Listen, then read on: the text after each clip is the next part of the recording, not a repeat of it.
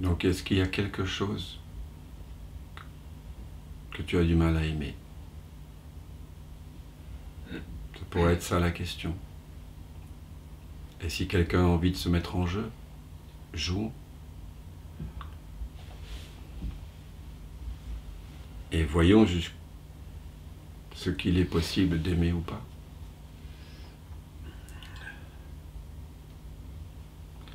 Brel, il l'avait vu, hein. Il n'y a que l'amour, non, disait-il, je crois.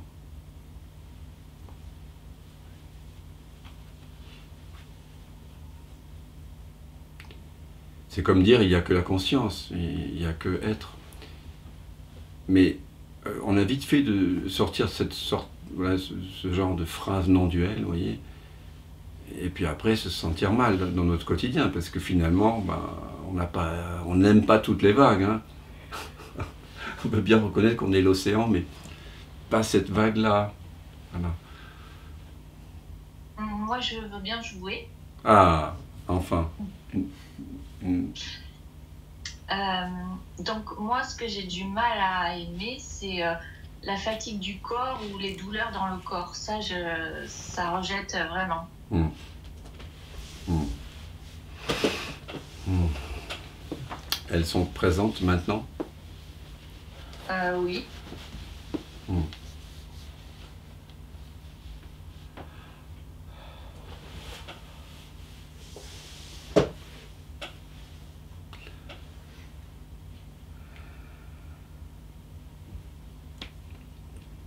Tu aimerais que ces douleurs partent?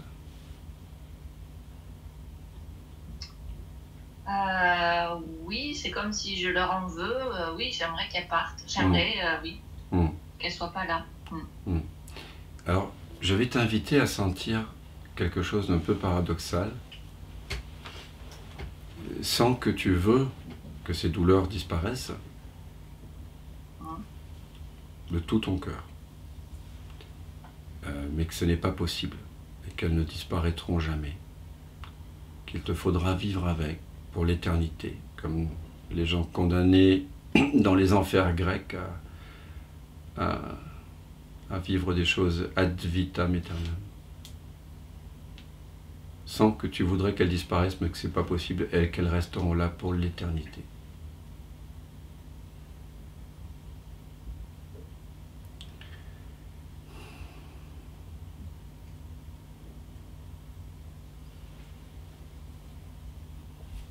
Et chacun d'entre nous, nous pouvons trouver des douleurs physiques ou psychologiques ou émotionnelles peut-être. En tout cas, quelque chose que l'on aimerait changer. Et formuler cette phrase ainsi, sans que tu veux ça, mais que c'est impossible, que tu ne l'auras jamais. Je voudrais changer telle personne, mais c'est impossible. Je voudrais changer telle relation, mais ce n'est pas possible. Quand on renverse la phrase ainsi, on fait monter à la surface ce qui était sous-jacent. Tu ressens probablement, Florence, une forme de frustration plus concentrée, non? Je ressens comme une dépression du corps. Enfin, ça. Ok. Ouais. Plus. Quelque chose a changé lorsque je t'ai demandé de sentir que ça ne pourra jamais disparaître, n'est-ce pas? Oui, oui. Voilà. Parce que finalement, c'est à quoi on s'invite ici, hein, c'est contre-intuitif pour le mental linéaire, mais c'est faire émerger le sentiment de séparation tel qu'il se localise dans le corps. Et qu'est-ce que c'est qu'un sentiment de séparation? De quoi sont faits nos sentiments de séparation? Ils sont faits d'attente que les choses soient autrement que ce qu'elles sont. Et ce sont des sensations, des contractions, une douleur, des douleurs, que l'on surajoute à la douleur physique. Donc maintenant, je t'invite, Florence, à entrer en intimité sensorielle, et chacun, je vous invite à le faire. À entrer en intimité sensorielle, qu'est-ce que ça veut dire? Et ça veut dire sentir. Et quand vous sentez, vous ne pensez pas. Commentez pas. Vous savez rien, mais vous sentez, tactilement, entre en intimité avec cette sensation d'impuissance, de frustration, de colère, de dépression, comme tu l'appelles. Je suis la dépression. Et sens ce que ça fait que d'être l'eau qui constitue la vague de la dépression. Je suis à l'intérieur de cette forme. Je ne la vois pas au loin comme ça, non, non, non. Je suis la dépression, pense cela. Et chacun pense je suis, etc. Et au moment où vous pensez je suis la dépression, je suis la colère, je suis la frustration, et les mots se dissolvent et quelque chose se goûte. Vous devenez intime avec ce que vous refusiez avant, parce qu'il n'y a plus de mots, de concepts séparateurs. C'est comme le glaçon qui entre dans l'eau, voilà, ou le sucre dans le café. Je suis la dépression.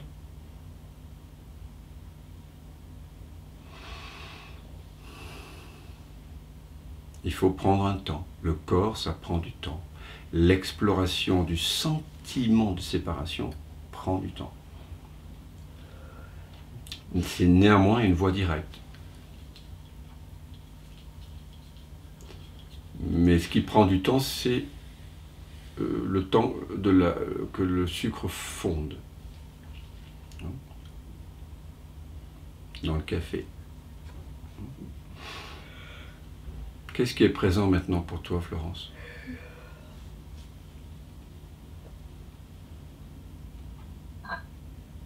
De la fatigue. Ok, j'ai une fatigue. J'ai une fatigue. Oui. Et voilà vraiment les endroits fatigués, usés, épuisés. Vois les endroits du corps qui manifestent particulièrement cette fatigue.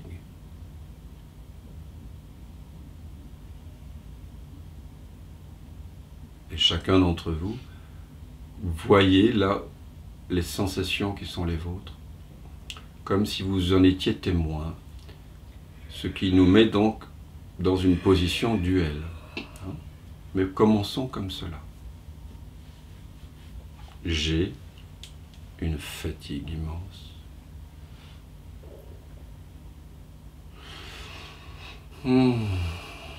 Et puis maintenant, je t'invite à goûter de l'intérieur. Je suis la fatigue immense.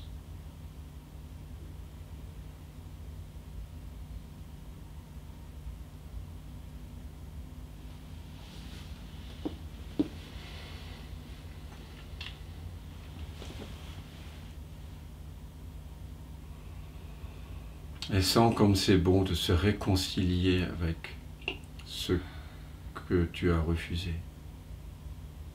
Tout simplement parce que c'est fatigant de refuser. Et il y a une joie à être, à prendre la forme de n'importe quoi, et vous serez surpris. Et je vous parle d'expérience, parce que ma vie, c'est pas toujours, elle n'a pas toujours été faite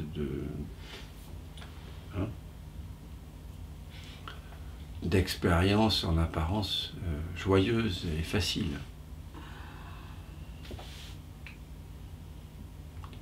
Mais voyez qu'au moment donné où vous dites « je suis l'expérience », il y a une fonte qui a lieu, qui vient du fait qu'il n'y a plus de séparation de croyances, que vous êtes séparés. Il n'y a plus de mots, il n'y a plus de pensées, il n'y a plus de jugement, il n'y a plus de commentaires. Et à ce moment-là, vous ne savez plus très bien qui vous êtes, ni où vous êtes, ni ce que vous êtes. Par contre, vous savez une chose, c'est que vous êtes. Je suis. Et finalement, au travers de la fatigue, de la douleur, de l'horreur, du dégoût, je suis se redécouvre comme étant l'unique vérité. Parce que tout est fait de conscience. C'est complètement incroyable en fait. Je sais pas, tout est fait de conscience dans votre expérience directe, intime, présente. Et c'est ça la non-dualité. Ce mot un peu compliqué désigne cette absolue intimité avec toute chose, toute perception, puisqu'on est fait de la même substance. Qu'en est-il pour toi, Florence, maintenant? Oui, je sens bien que ça fait l'unité et que ça s'apaise. Mais c'est vrai que j'ai souvent été perdue dans le fait de dire je ne suis pas ce corps fatigué, ce corps qui souffre, qui a de la douleur. Oui. Et là c'est le contraire en fait. Oui. Alors, c'est pour ça que mes partages depuis 25 ans sont basés sur cette double invitation. Parce que dire je ne suis, comme Shankaracharya dans son fameux poème, le Nirvana Shatkam, qui est un poème qui donc de non-dualité pure, de détachement, où on dit dans chacune des 6 strophes qui comportent 4 vers, dans les 3 premiers vers, je ne suis pas le corps, je ne suis pas les organes, je ne suis pas le mental, je ne suis pas les castes, je ne suis pas éveillé, ni l'ignorance, je ne suis pas... etc. Et dans la 4e strophe, il dit, sous forme de conscience et de béatitude, je suis Shiva, je suis Shiva. En gros, il reprend la définition de l'Advaita Vedanta de notre vraie nature, qui est Satchitananda, être, conscience, félicité. Quand j'ai rejeté tout, je retrouve la félicité. C'est vrai, mais ça ne marche pas quand il y a des douleurs physiques et des émotions. Et que dans 99% des cas, vous ne sortirez pas du tunnel là, de la souffrance si vous pratiquez, s'il y a une histoire traumatique et qu'il y a une impression de séparation qui est localisée dans le corps, vous ne vous en sortirez jamais de façon, disons, profonde. Vous ne vous installerez pas dans la présence en disant simplement je ne suis pas ceci, je ne suis pas cela. Sauf cas exceptionnel. Donc, et c'est pas seulement moi qui le dis, hein, c'est mon maître, Frédéric Moreau, c'est Éric Barré, c'est Rupert Spira. La voie du sentir, elle est quasiment obligatoire pour aller inclure un certain nombre de choses en nous. Parce que les émotions et les douleurs sont trop violentes pour que nous puissions d'abord aller vers cette présence et ensuite accueillir. Donc il nous faut plonger directement dans la boue. On peut pas parfois on peut se détacher et ensuite accueillir. Mais quand on ne peut pas, il ne sert à rien d'insister. Faites comme l'aïkido, vous vous servez de l'énergie de l'adversaire apparent pour faire une danse d'amour. Et vous allez découvrir, comme tu viens de le découvrir, ton prénom c'est... J'ai oublié ton prénom. Christiane. Christiane, excuse-moi. Vient d'en faire l'expérience, Florence aussi. Vous découvrez aux stupeurs, au cœur de la souffrance, il y a de l'amour. C'est incroyable. Je veux dire, c'est vraiment une découverte. C'est la grande découverte de l'humanité. Hein. C'est pas la science quantique, c'est pas les neutrinos. Non. C'est découvrir qu'au cœur de ce rêve-ci, à chaque instant, chaque souffrance, chaque sentiment de séparation, c'est une porte vers l'amour que vous êtes déjà. On vient de le voir 2 fois. Moi, ça fait des milliers de fois que je le vois pour moi-même et pour tous les gens que j'accompagne depuis 98. Et c'est incroyable, le monde ne le sait pas. Voilà.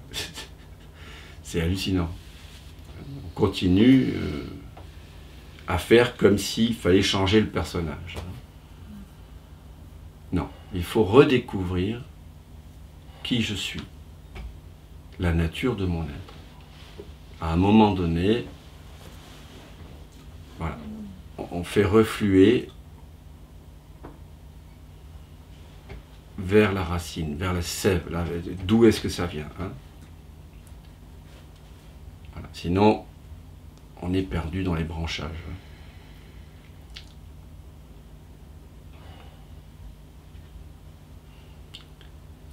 Et il y a 2 façons essentiellement de défaire la souffrance. Soit reconnaître que je ne suis pas elle, interroger le je qui semble souffrir. C'est ce qu'on fait dans l'investigation du soi, hein, que Ramana Maharshi, entre autres, a popularisé. Mais bon, c'est vieux comme le monde. Hein. C'est depuis que l'homme s'est séparé de la nature et que les rishis ont commencé à écrire des textes de non-dualité, on sait qu'il faut investiguer le jeu. Hein. La souffrance vient d'une erreur identitaire. Donc soit on investigue le jeu, et on découvre que je n'a jamais souffert, soit on embrasse l'expérience comme les tantriques, comme m'y a amené mon maître, hein, qui est de son métier ostéopathe, mais qu'importe, qui m'a amené à sentir ce que je ne pouvais pas sentir moi-même en posant ses mains ou son regard d'amour et en éveillant l'amour en moi pour ce que je ne pouvais pas aimer depuis ma croyance d'être d'âne. Donc soit on se détache, soit pour découvrir qui est je, soit on embrasse. On fait l'union avec la souffrance, voilà, complètement.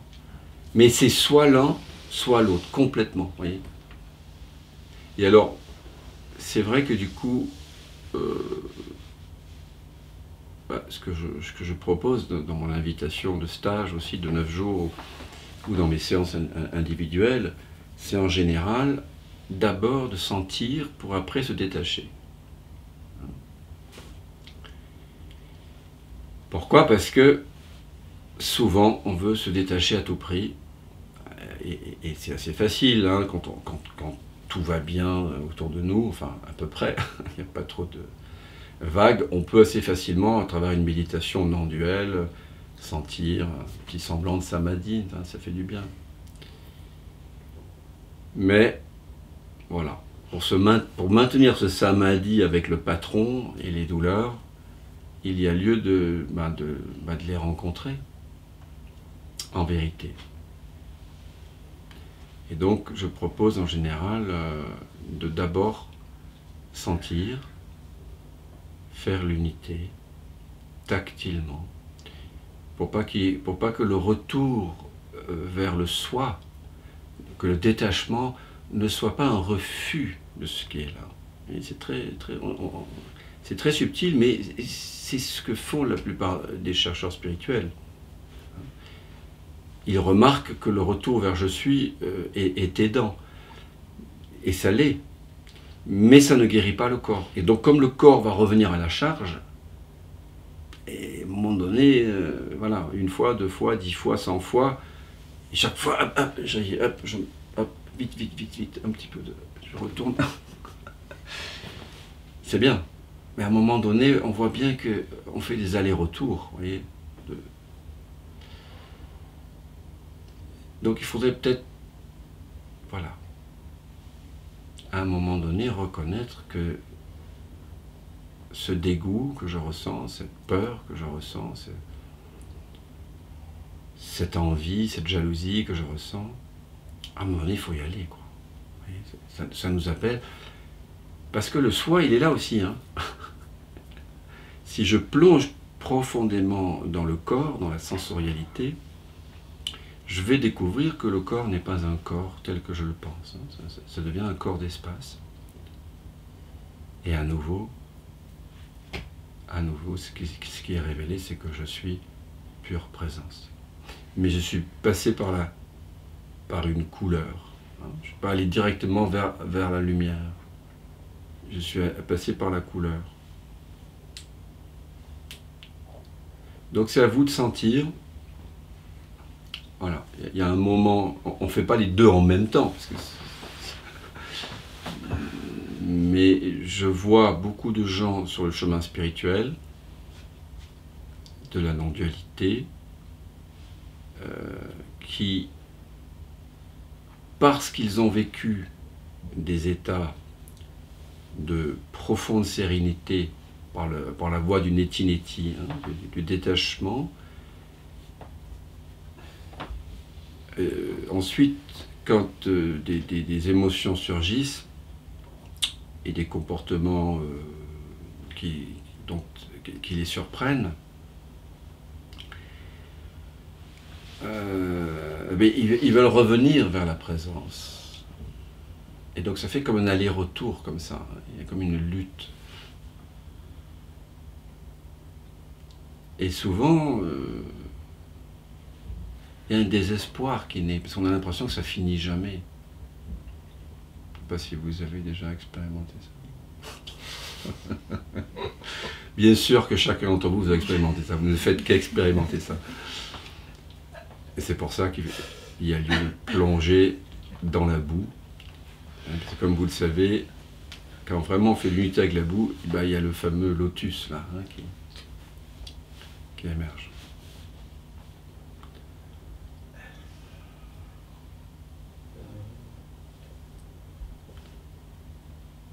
Bon, je rappelle qu'il reste quelques places pour le stage de Noël du 27 décembre au je sais plus quoi, 4 janvier peut-être, de samedi au dimanche. Et que si vous avez envie de faire des séances individuelles, vous me contactez. Je rappelle également que ces rencontres, la chaîne YouTube et le blog, où il y a 1000 vidéos et 800 articles, sont gratuits. Si vous désirez faire un don, participer, vous pouvez le faire à travers le lien PayPal que je vais vous envoyer. Et puis sinon, vous êtes les bienvenus sur place. Hein. Et puis, enfin, ceux qui ne sont pas sur place, bien sûr. Voilà, ces rendez-vous sont ouverts à tous. Et voilà, il y a aussi un stage à Genève, de week-end à Genève, près de Genève, dans une maison avec un très beau jardin. Je crois que c'est le 22-23 novembre, et à Liège aussi, maison avec jardin, le 31 novembre et 1er décembre.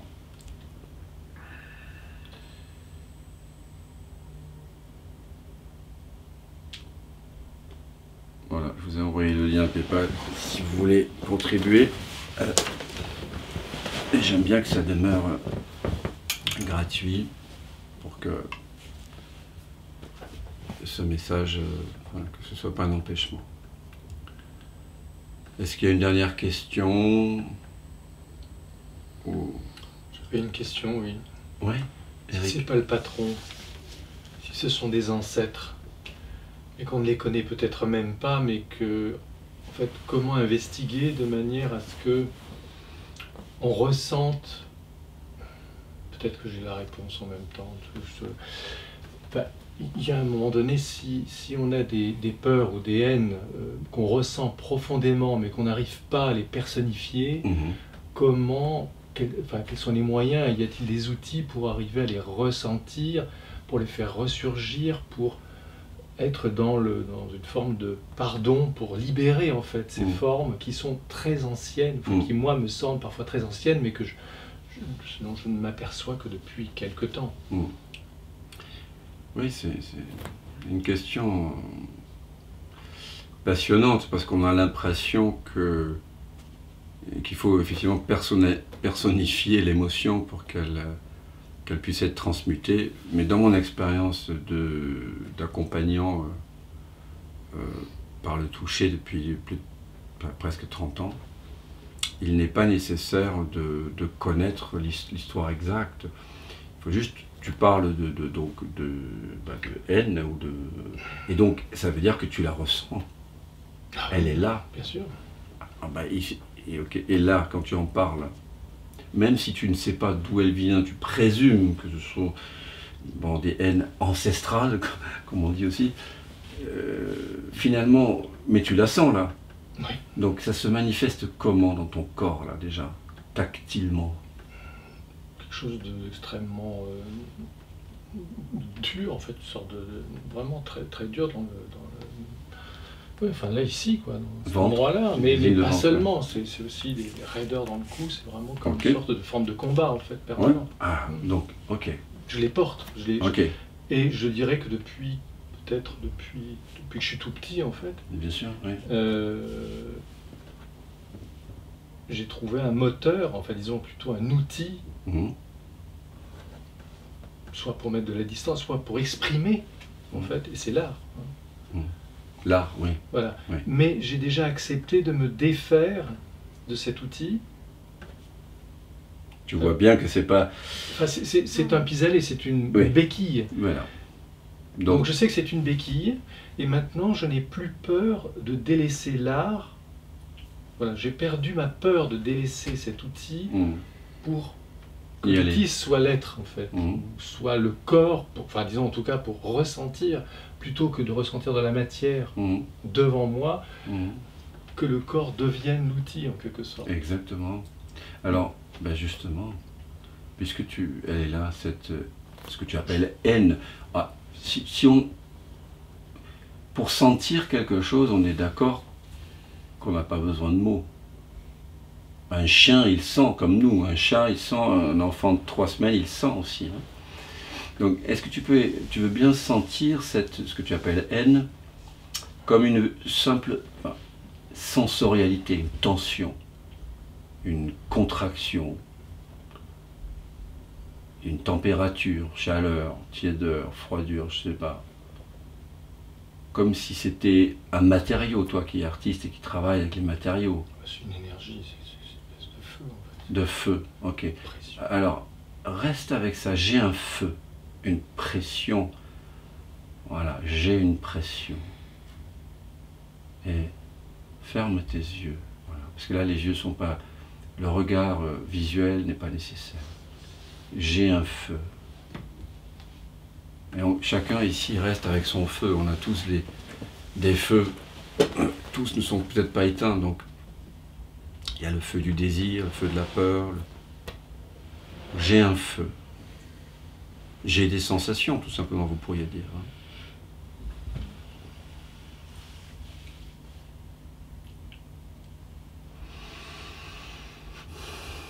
Puis maintenant, entre en intimité avec. Je suis le feu. Il n'y a rien d'autre à dire. C'est une invitation à vibrer avec et en tant que ce feu. Je suis le feu. Et là, vous n'êtes plus un témoin distant. Vous vivez de l'intérieur le feu. Et je t'invite donc à faire, et à chacun à faire l'unité avec la sensation. Donc c'est purement sensoriel, tactile, vibratoire. Il n'y a pas de place pour les commentaires, les images, l'histoire. C'est vraiment sentir.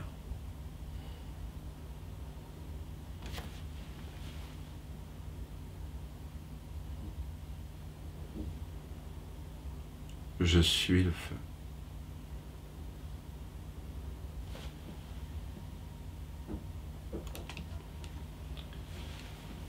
Qu'est-ce qui est présent maintenant pour toi, Eric? Est-ce qu'il y a un changement un petit peu? Est-ce que tu sens que ce feu, du moins ce me, n'est pas quelque chose de figé?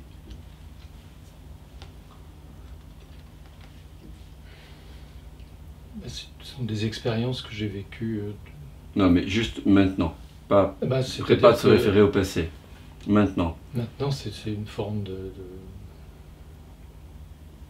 Qu'est-ce qui est présent en toi, là? Qu'est-ce qui est présent? Tu peux dire un mot, s'il y a un mot qui te une vient. sorte de présence, de présence, d'acceptation. En même temps, tu fais un geste un peu, tu vois, un peu Oui, bien sûr, violent, entre guillemets. Oui, bien sûr, parce que c'est pas... Sans cette violence-là. Il y a un truc là, non? Et à quoi ça fait référence? C'est peut-être pas le mot violence, mais... Comme... C'est une forme de pardon, enfin, c'est une forme Mais une forme. Oui, parce que... Oui, mais il y a quand même un aquabonisme à un moment donné. Il y a quelque chose qui n'est pas complètement en paix. Oui, certainement. Voilà. C'est pas abouti. Voilà. Bon, mais il y a quoi alors? Comment tu formulerais? Parfois, c'est important de formuler. La formulation ne sert qu'à attirer votre attention ou à faire émerger ce qui veut se montrer, hein, jusqu'à un certain point. Comment tu le formulerais? Tout ce temps, enfin, c'est un regret en fait. Ah, un regret. Ok, j'ai un regret. Ferme tes yeux. Et sens ce truc-là, ce regret. C'est une émotion, ce regret. Sens, voilà. Ce sentiment d'être passé à côté, hein, d'avoir le regret, hein, c'est ce sentiment d'avoir raté quelque chose. Hein. Et c'est ok de sentir. J'ai un regret. Et le regret, ce sentiment d'être passé à côté, c'est sensoriel, c'est tactile. Donc maintenant, sens, je suis le regret. Lèvres et dents ne se touchent pas. Laisse les lèvres et les dents, voilà. Parce que voilà, tu vois tout de suite, ta respiration change. Tu vas au contact plus profond, dans le ventre, dans le bas-ventre. Parce que la peur est dans le ventre. La peur de sentir est dans le ventre, hein, toujours. Et donc c'est pour ça que quand on ferme la mâchoire, on ferme l'accès. Je suis le regret. Le regret, c'est un mot. Il y a peut-être des images. Mais au fond, il y a une sensation. Et j'aimerais que maintenant tu sois intime avec la sensation, la sensorialité. Vers quoi renvoie le mot regret. Et sens ce que ça fait que d'être cette expérience-là, sensoriellement. Sans mots, sans enfermer cette expérience dans une phrase, dans un concept. Comme un nouveau-né qui sent, mais qui ne sait pas ce qu'il sent. Il sent. Comme un petit enfant. Sentir, voilà. Ouais, c'est la chose la plus simple et la plus compliquée, puisqu'on a recouvert le sentir de plein de mots, de plein d'histoires, donc on ne sent plus vraiment. En fait. On croit sentir, mais en fait, on est en train de résister tout le temps au fait de sentir. On pense le sentir plutôt que sentir la pensée.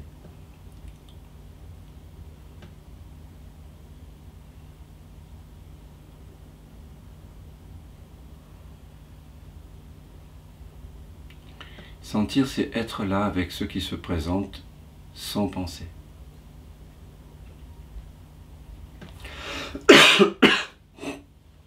Sentir, c'est être sans forme, qui prend la forme des sensations de l'instant. Qu'est-ce qui est présent pour toi maintenant, Eric ?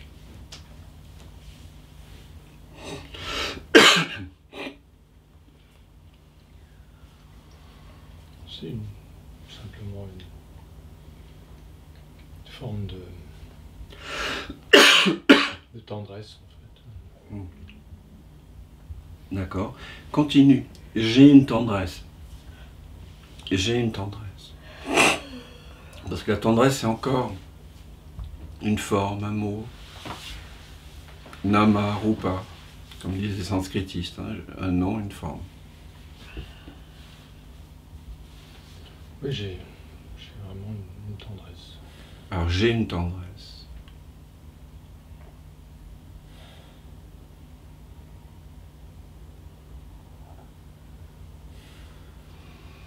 Puis, je suis la tendresse.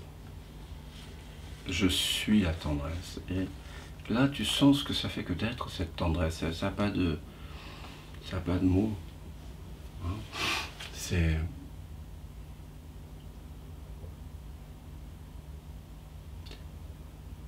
Et à un moment donné, il y a une forme de reconnaissance silencieuse.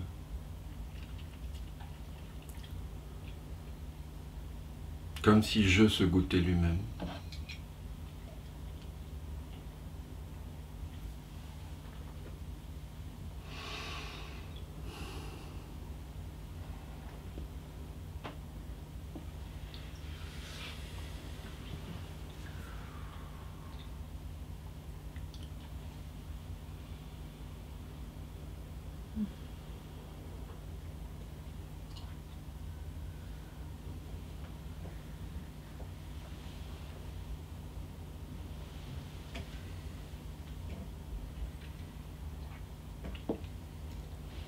En chaque vague, l'océan se savoure.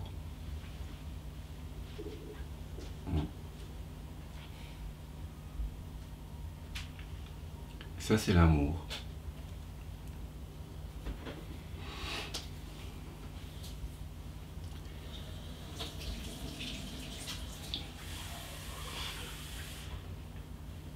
Finalement, la haine s'est révélée être de l'amour qui se cherchait, ou de la tendresse qui se cherchait. Parce que tu as pris le temps d'entrer en intimité avec elle, tactilement, sensoriellement, sans les concepts, sans la mémoire, juste te baigner dedans, tu vois.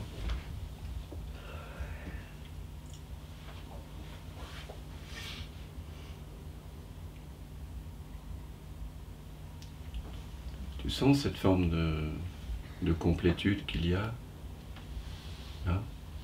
Il faut oser, en fait. Oui. C'est exactement, enfin, ça pourrait être le mot, oser. Oser aimer. Ouais, oser tout aimer. Tout aimer. C'est une chanson qui m'est venue récemment. En accompagnant une amie, à certains d'entre vous, hein, qui s'appelait Alexane, qui avait une maladie terrible, hein, qui nous a quittés le 21 juillet dernier. Et les derniers 6 mois de sa vie, ouais, c'était tous les jours, voilà, une quête d'amour incessante.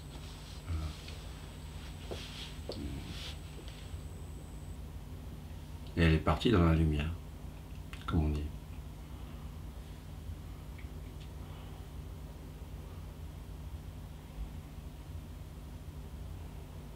Et donc ici, on est là pour mourir avant de mourir. Mourir à ce qu'on n'est pas. Voilà.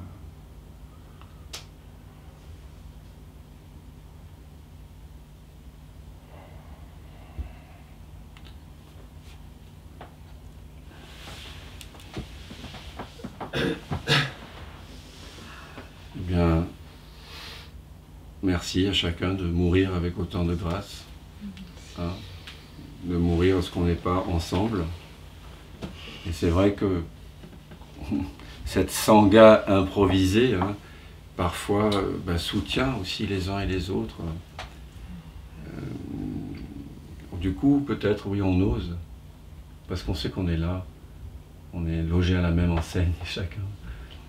On a tous cette même peur d'aimer.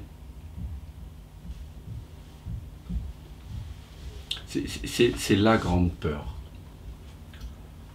je crois, c'est la peur d'aimer.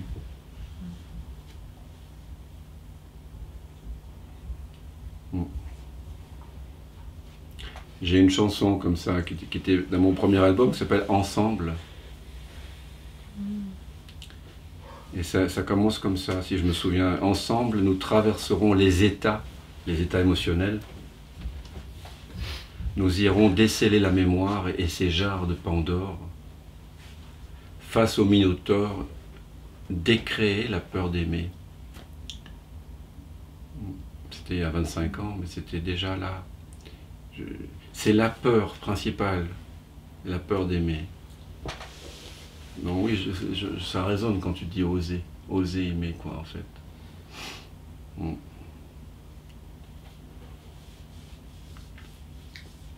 Et si vous voulez approfondir votre éveil, cette reconnaissance de vous-même, il y a lieu de, voilà, d'amener tout ce que vous avez du mal à aimer dans l'amour que vous êtes. Il y a une exploration. Tout commence à partir de l'éveil. On parle de l'éveil. L'éveil, bon, c'est un début qui n'a jamais de fin.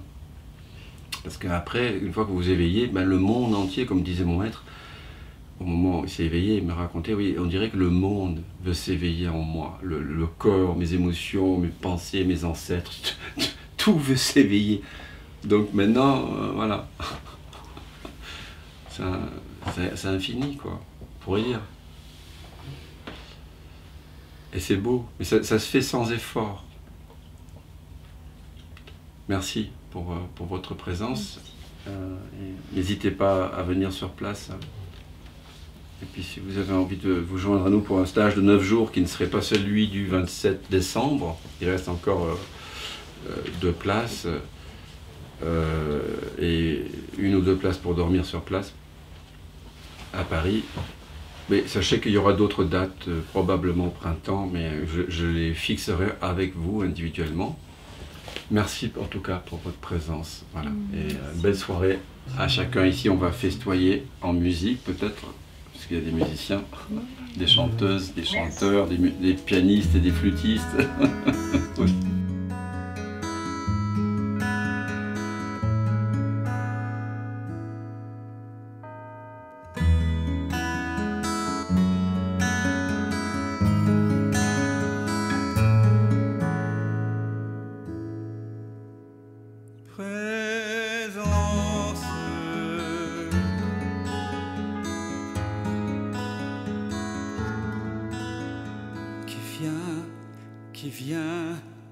Qui vient de l'absence,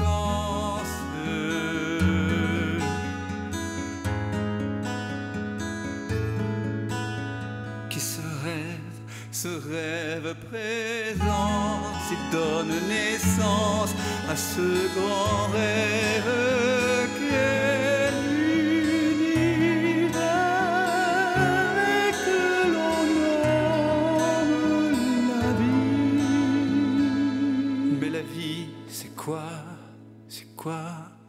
La vie n'est que danse et évidence de l'unique présence. Et tout prend naissance en toi qui jamais ne commence.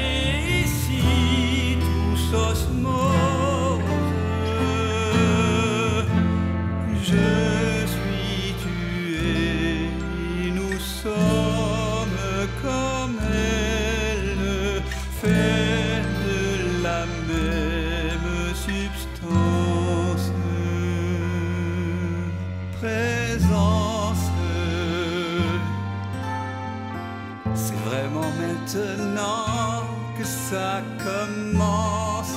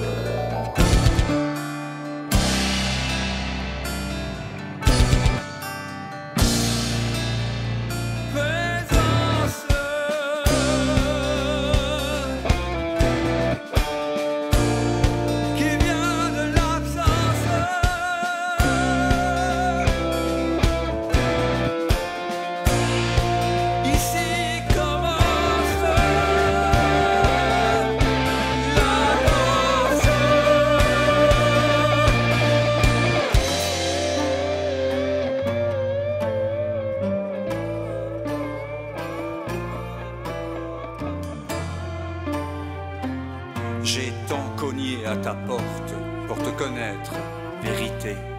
J'ai frôlé folie, j'ai cogné jusqu'au sang. Un jour, la porte s'est ouverte et j'ai su que j'avais frappé de l'intérieur. C'est le mystère infini de l'un jouant à être deux pour danser avec lui-même. Tout ce chemin, c'est plaisir, la souffrance, pour moi que tout ça n'est qu'un rêve immense. Je suis tué et nous sommes comme elle, vêtus de chair d'une drôle d'absence. C'est le jeu de la présence.